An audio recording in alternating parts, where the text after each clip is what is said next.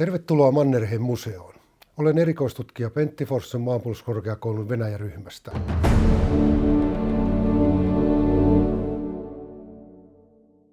Maanpuolustuskorkeakoulu järjestää vuosittain Venäjän turvallisuuspolitiikkaan ja sotilaspolitiikkaan keskittyvän Venäjä-seminaarin, jota Mannerheim-säätiö on tukenut.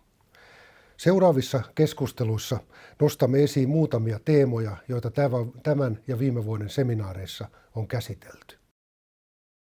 Nimeni on Katri Pynnöniemi. Hoidan Mannerheim-professuuria, joka keskittyy Venäjän turvallisuuspolitiikan tutkimukseen Helsingin yliopistolla ja maanpuolustuskorkeakoululla. Sotilaallisen voiman käytön oleellinen peruste on sen oikeutus. Puolustussota on sinällään helppo ja sen oikeus legitimitointi on helppo ja perusteltavissa aika selkeästi, mutta millä tavalla hyökkäyssota voidaan oikeuttaa? Ja tässä suhteessa kysyisin, Katri Pynnöniemi, millä tavalla Venäjä on oikeuttanut sodansa Ukrainassa? Pääasiassa Venäjä on lähtenyt sieltä pitkältä historiasta luomaan tätä oikeutusta käymälleen hyökkäyssodalle osana Venäjän kansallista tarinaa. Ja tässä on se kiinnostava piirre, jos voi kiinnostavuudesta puhua, että se on samanaikaisesti irrotettu aika täydellisesti sieltä Ukrainan niin kuin tapahtumista ja Ukrainan historiasta, mikä tarkoittaa sitä, että Venäjä hyödyntää tämän sodan oikeutuksessa ja legitimoinnissa tarinoita, jotka kertovat siitä itsestään, mutta kertovat hyvin vähän Ukrainasta. Ja ehkä tähän lisänä pitää muistuttaa, että Venäjän uhka-ajattelulla on hyvin pitkät perinteet ja ylipäänsä sen tarkoituksena on luoda yhtenäisyyttä Venäjällä ja tukea sitä niin kuin, kutakin Kremlin hallintoa eri historian aikoina. Jos ajatellaan nyt nimenomaan tätä sotaa, niin yksi tällainen iso muutos tapahtui viime kesänä, jolloin Venäjän kansallisen turvallisuuden strategiaan kirjoitettiin sisään hyvin voimakkaasti ajatus siitä, että länsi pyrkii aktiivisesti heikentämään Venäjää. Ja tätä ajattelua on nyt hyödynnetty sodan aikana luomalla tarinoita ja tällaisia oikeutuksia siihen, että oikeastaan Venäjä sotisi NATOa vastaan tai länttä vastaan. Lähinnä kyse on tällaisesta retorisesta oman tarinan pönkittämisestä, mutta myös siitä, että nähdään Ukrainan vahvistuminen osana tämän läntisen liittokunnan vahvistumista.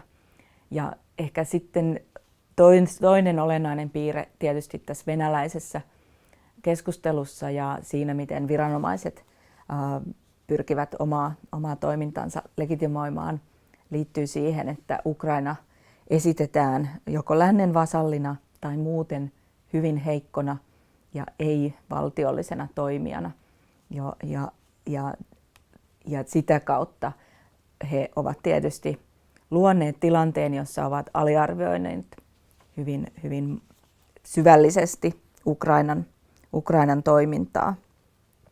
Ja vielä ehkä siitä ajatuksesta, että kun NATOa tai länttä kuvataan Venäjän vastustajana, niin se sinänsä sopii siihen ajatteluun, että nähdään näitä niin kuin nimenomaan myös sotilaallisia uhkia sieltä lännestä, jolla taas voidaan sitten perustella sotilaallisen voiman kasvattamista Venäjällä.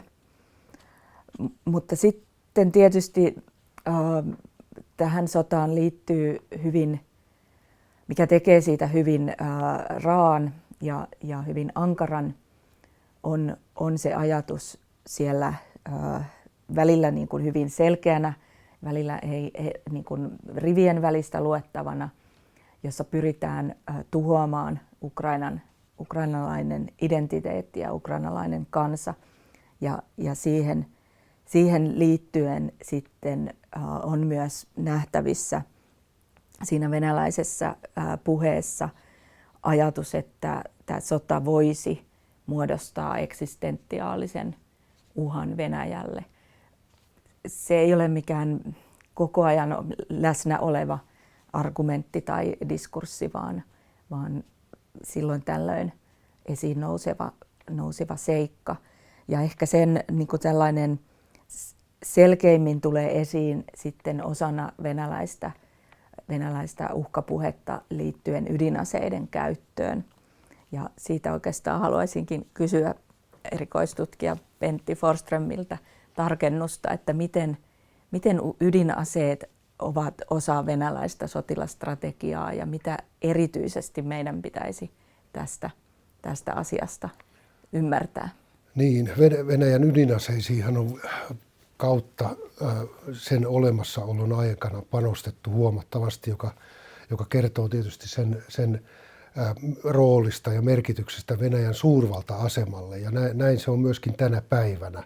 Ja siihen on viime vuosina satsattu ennennäkemättömiä määriä. Huolestuttavaa, niin kuin sanoit, on se mahdollinen eskalaatio, joka on Putinin ja Venäjän valtiojohdon puheissa tuotu esille, sen mahdollisuus ja pyrkiä tuomaan ulkomaailman tietoisuuteen, että sellainen väline on olemassa. Kyllähän se tietysti käyttökynnys sen faktiselle käytölle on äärimmäisen korkea, mutta muistutus kuitenkin siitä, että se on sodan väline, edelleenkin on olemassa, mutta millä tavalla sitä tässä tilanteessa voitaisiin käyttää.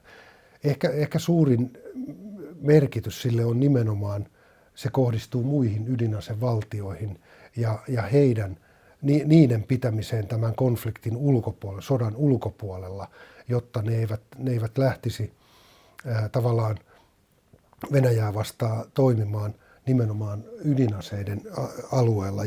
Ja siinä suhteessa Venäjä pyrkii sillä ylläpitämään tällaista strategista pelotetta, nimenomaan tietysti Yhdysvallat, Kiina, Ranska, Britannia ja muut ydinasevallat.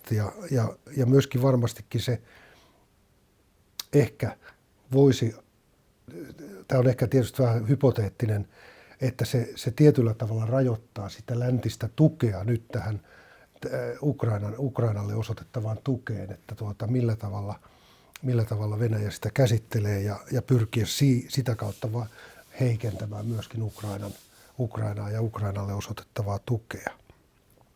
Mutta kuitenkin niin se on eskalaation yksi väline, joka on olemassa ja sen käyttöä on varmastikin ainakin simuloitu ja siinä mielessä harjoiteltu. Joo, ja ehkä jos vielä jatkan tuosta, miten voitaisiin ajatella siinä venäläisessä niin kuin sisäpoliittisessa kontekstissa tai propagandassa, joka kohdistuu nimenomaan venäläisiin, niin ehkä se ajatus siitä, että tämä Venäjän kannalta huonosti edistyvä sota sisältää juuri sen mahdollisuuden niin kuin hyvin laajamittaiseenkin eskalaatioon, jolla sitten ehkä halutaan niin kuin varmistaa ja perustella sitä hyvin ankaraa myös sisäpoliittista sensuuria ja muuta tällaista toimintaa, mitä siellä on käynnissä. Mutta mielenkiintoista tietysti nyt, miten lähiviikkojen taistelut Ukrainassa sitten etenevät ja onko nähtävissä, että Venäjä kuitenkin olisi valmis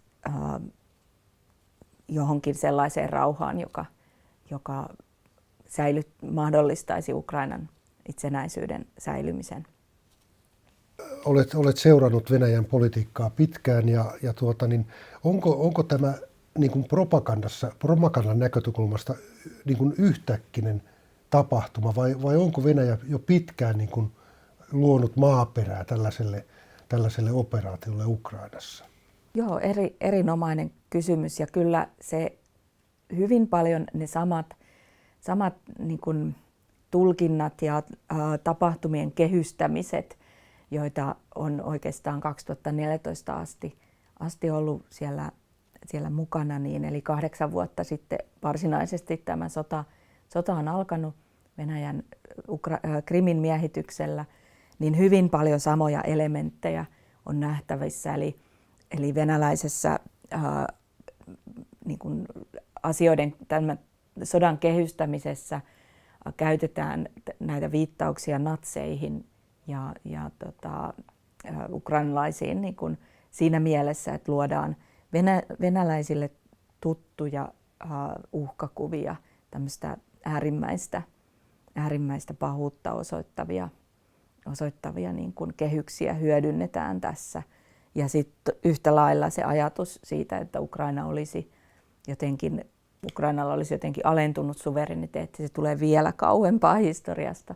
Sillä on pitkät perinteet siinä venäläisessä ajattelussa, mutta kuten tuossa alussa totesin, niin se, miten länttä kuvataan osana tätä konfliktia, että siinä on ehkä se suurin muutos tällä hetkellä ja liittyy siihen, toisaalta sen juuret liittyy siihen keskusteluun Venäjällä hybridisodasta, joka tulkitaan siis jonakin toimintana, jota länsi harjoittaa Venäjää vastaan. Eli mitä tapahtuukaan varsinaisesti sodassa, niin yksi osa, pitkä niin kuin vaikutus tällä tulee olemaan siihen, miten läntisiä maita, Euroopan unioni on mukana tietysti tässä ja ehkä konkreettisimmillaan se on juuri maiden kategorisoimista epäystävällisiin ja ystävällisiin maihin, joka ei ollut sillä tavalla läsnä aikaisemmin. Tuo oli mielenkiintoinen yksityiskohta ja itse asiassa aika oleellinen tekijä on se, että ei pidä ajatella tätä tämänhetkistä sotaa niin kuin omana yksikkönään tai entiteettinään, vaan se toiminta on nimenomaan alkanut jo 10 vuotta sitten ja siinä suhteessa tämä on niin kuin jatkumoa tällaiselle niin kuin venäläisittäin Ukrainan kysymyksen ratkaisemiselle, joka liittyy ei itse asiassa Ukrainaan sinällään, vaan Venäjän ja lännen väliseen suhteeseen ja sen järjestelyihin oikeastaan. Ja siinä suhteessa kyllä Ukraina on nyt tietysti valitettavassa välikädessä ja tämä on niin kuin aika vakava kysymys mun mielestä. Joo, ja sitten mietin juuri tätä keskustelua siitä, että ydinaseet Venäjälle ovat niin kuin sen suurvaltastatuksen yksi keskeisimpiä ilmentymiä ja varmasti niiden niin kuin merkitys vielä enemmän kasvaa siitä syystä, että Venäjän talous on tämän sodan myötä niin kuin, vakavissa ongelmissa, jos käytän hyvin mietoa ilmaisua. Mutta mielenkiintoista tietysti on, että tarkoittaako se sitten niin kuin sotilaallisen ajattelun tai sotilaspolitiikan niin kuin laajempaa merkityksen kasvua osana Venäjän ulkopolitiikkaa. Kyllä, ja myöskin tällaisena tutkimuksellisena kysymyksenä voisi myöskin ajatella sen, että Ukrainahan aikanaan, Neuvostoliiton aikana oli hyvin vakava ja niin kuin merkittävä toimija ydinaseen rakentamisessa ja ylläpidossa ja tuotannossa yleensäkin, että onko sillä mitään niin kuin taustamotiiveita Venäjällä, että lähteä niin kuin vallottamaan nyt Ukrainaa, että saada sitä osaamista ja mahdollisesti teollisuutta vielä niin kuin uudelleen omaan käyttöönsä. Mutta niin, ehkä tämmöisenä niin kuin resurssina ja maan valloittamisena ajatuksella, että käytetään sitä resurssina. Ehkä jossain vaiheessa kyllä näitä keskusteluja oli, mutta toisaalta se, että Venäjä on niin täydellisesti tuhonnut Ukrainan kaupunkeja ja alueita, että siltä kannalta näyttäisi siltä, että he mieluumminkin haluaa niin kuin sen resurssin tuhota kaikkineen, että kukaan ei siitä hyödy. Mutta tämän mittaluokan sotaa Euroopassa ei ole kyllä pitkään aikaan nähty ja tulee jättämään hyvin pitkät jäljet. Ja varmaankin puhuit resurssin tuhoamisesta Ukrainassa nimenomaan. Voiko myöskin ajatella sitä, että on myöskin Venäjä tällä toiminnallaan on nyt työntää itse asiassa Ukrainan niin mentaalisesti kuin kansanakin pois, että tällainen minkäännäköinen yhteistyö tai samana valtiona toimiminen niin on täysin poissuljettua. No varmasti näin nimenomaan on ja siihen tullaankin siihen venäläisen ajattelun niin kuin täydelliseen ristiriitaisuuteen, että siellä on elementtejä, jotka eivät lainkaan sovi yhteen.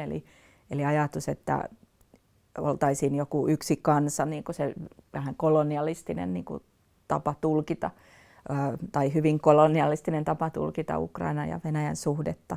Ja sitten kuitenkin samanaikaisesti tällainen niin kuin hyvin historiallisesti vahvan viholliskuvan luominen ukrainalaisista natseina, mikä tietenkään ei pidä siinä mielessä paikkansa, mutta liittyy siihen venäläiseen omaan kansalliseen tarinaan, jota taas niin kuin Kremlin puolelta on liitetty viime vuosina erityisesti toisen maailmansodan voittoon. Ja siitä tullaan taas niin kuin kolmanteen elementtiin, eli siihen, että tämmöinen niin kuin voitto toisesta maailmansodasta sitä on hyödynnetty semmoisena patriotismin ja hyvin militantin patriotismin niin kuin legitimointina Venäjällä samaan aikaan, kun sellainen mahdollisuus ja avoimuus erilaisille tulkinnoille, miten Venäjän tulevaisuutta nähdään ja miten sitä rakennetaan, niin se on koko ajan kaventunut. Eli kyse on hyvin paljon Venäjällä käynnissä olleesta muutoksesta, joka nyt sitten meille näkyy tämmöisenä niin kuin hyökkäyssotana Euroopassa. Kyllä, tässä keskustelussa on nyt nostettu muutamia, sanotaanko alustavia ajatuksia ja analyysejä Venäjän toiminnasta ja sodasta Ukrainassa.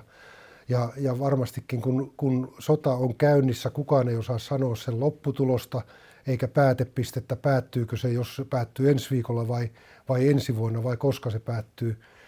Mutta tämä on kuitenkin sitä valitettavaa ruokaa nyt meille, niitä perusteita, jota ensi vuoden Venäjä-seminaarissa varmastikin tullaan käsittelemään niin poliittisella tasolla, informaation käytön tasolla, sodan oikeutuksen tasolla, mutta myöskin sotataidon alalla.